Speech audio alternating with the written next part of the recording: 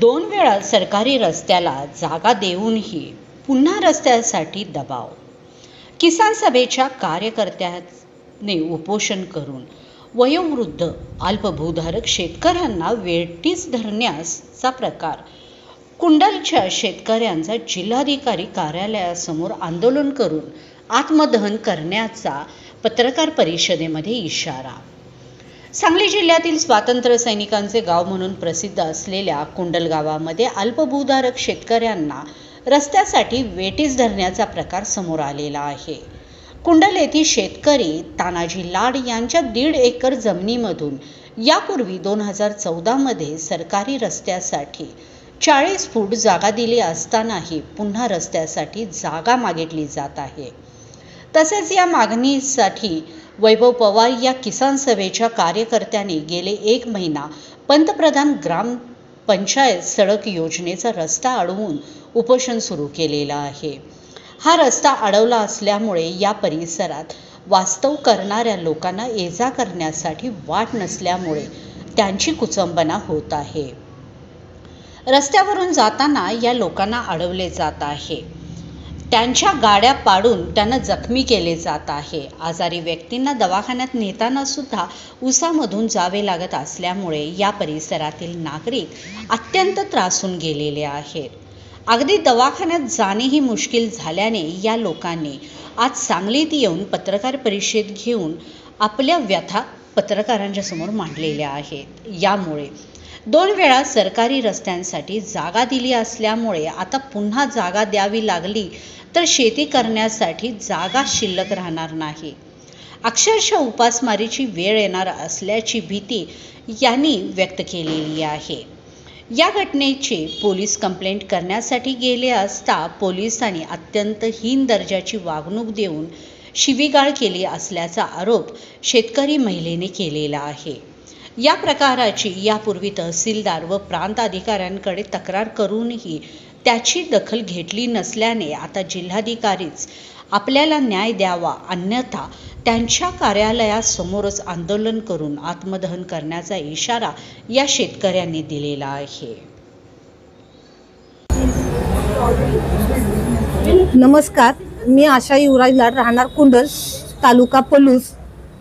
मी आज पत्रकार परिषद बोलवलेली आहे कारण आमच्या कुटुंबावरती, आमच्या शेजाऱ्यांच्या कुटुंबावरती जो अन्याय होतो तो मला सहन झाला नाही। जो आमच्या 2014ला वाजर रस्ता तहसीलदारांनी काढून दिलेला, तरी सुद्धा वैभव पवार हा माणसानं की आमच्या अंधेरी वाजर रस्ता हा चोरीला गेला आहे असं 2 ते 3 महिने झालं चाललेला आहे। रस्ता चोरीला गेला, परंतु वाजर रस्ता हा चोरीला गेलेला नाही। 2014ला तहसीलदार बर्गे साहेब यांनी येऊन आमच्या शेतातून 8 फुटाचा रस्ता काढून दिलेला आहे। तसेच आमच्या गटातून दुसराही 40 फुटाचा ग्राम सडक योजनेचा मोठा रस्ता 40 फुटाचा गेलेला आहे। आमच्या गटातून 2 रस्ते गेले, तरी सुद्धा हा ग्राम सडक योजनेमध्ये हा माणसानं छेद मारून, पत्रा मारून 1-2 महिने झाला आमचा रस्ता पूर्ण बंद केलेला आहे। आमच्या वडिलांचं वय 75 आहे। त्यांनी शेतात जाताना अडवतात, त्यांना घाण बोललं जाते, तरी सुद्धा आमच्यावरती कुठलंही प्रशासन काम करत नाही। पोलीस स्टेशनला पत्र दिलं, तहसीलदारला दिलं, ग्रामपंचायतीला दिलं, गाव स्वरूपी पुढारे सगळ्यांना कल्पना दिली, तरी सुद्धा आमच्यावरती कुणीही आतापर्यंत आम्हाला सपोर्ट केलेला नाही। तरी सुद्धा आम्ही एकच आमचं म्हणणं आहे की शासनानं जो रस्ता डांबरी रस्त्यावरती ग्राम सडक योजनेवरती तो बसलाय त्याला ताबडतोब उठवावा आणि त्याची सर्वच तो रस्ता शासनाचा आहे, तो म्हणतो माझा आहे। माझ्या रस्त्यात कुठेही आम्ही बसलेल्या रस्त्यात कुठलाही शासनाचा रस्ता गेलेला नाही, परंतु नकाशामध्ये त्याच्या गटामध्ये रस्ता आहे। आम्ही सगळ्यांना आता नाही आम्हाला कुणी दिलं तर आम्ही कलेक्टर साहेब, जिल्हाधिकाऱ्यांना आज बी निवेदन देतो, आम्हाला न्याय मिळवून दिला नाही। जिल्हाधिकाऱ्यांनी आमच्या शेतात यावं, पाहणी करावी, आमच्या गटात आम्ही रस्ता बंद केलेला आहे का नाही। आणि जो वैभव पवार आहे त्यांनी आमच्या शेताच्या लगतच शेत घेतलंय, त्याला वाट नाही, त्यामुळे तो हे सगळ्या लोकांना बसवून रोडवरती त्याच्या शेताला वाट तयार करत आहे आणि आमच्यावरती अन्याय करतोय। जी लोक आता उपोषणला बसलेत त्यांनी 2014ला आम्हाला लिहून दिले की वाजर रस्ता खुला केलेला आहे, पाहिजे असेल तर त्यांचीही चौकशी व्हावी। आणि तहसीलदार मॅडमनी आमच्या शेतात येऊन पूर्ण पाहणी केलेली आहे।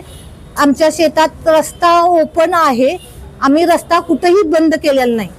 त्यामुळे आम्हाला न्याय मिळवून द्यावा. जिल्हा अधिकाऱ्यांचं काम आहे. त्यांनी आतापर्यंत आम्हाला कुणीही न्याय दिलेला नाही. त्यांनी आमच्या शेतात यावं, पाहणी करावी. आम्ही कुठेही रस्ता अडवलेला नाही.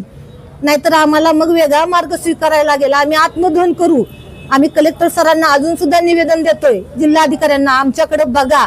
जो वैभव पवार हा शेतकरी कम्युनिस्ट पक्षाचा आहे, पण तो कम्युनिस्ट पक्ष शेतकऱ्यांचा आहे. तो शेतकऱ्यावर अन्याय करायसाठी नाही, न्याय द्यायसाठी आहे.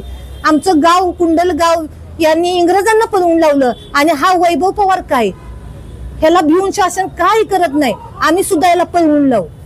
आम्हाला न्याय पाहिजे. आम्हाला उद्या हा रस्ता खुला पाहिजे, नाहीतर आम्हाला ह्याच्या विरुद्ध काही तर दुसरं कारवाई करायला लागेल. आम्ही कलेक्टर साहेबांना अजून सुद्धा निवेदन देतोय, आम्हाला न्याय मिळवून द्या.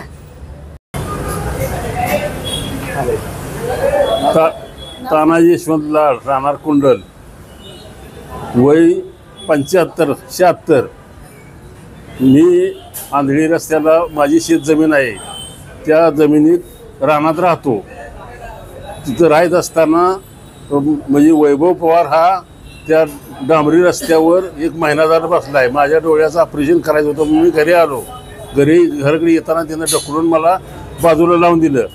त्यातनं मी मागं गेलो. उसातनं जाऊन पुन्हा इथं सांगलीत येऊन ऑपरेशन केलं. आज 10-12 दिवस झालं ऑपरेशन करून सगळं मला खुर्चीवरून माणसांनी उसातनं नेलं. पण हिनं मग आम्हाला तिथनं जाऊन दिलं नाही. पोलीस स्टेशनला 4 अर्ज दिलं, पाहिजे ते केलं, पण हे माणूस ऐकायला तयार नाही. अशा माणसानं आम्ही जगायचं का मरायचं? जर अशा पद्धतीनं होत असेल तर आम्ही या वयात आत्मदहन करणार आहे.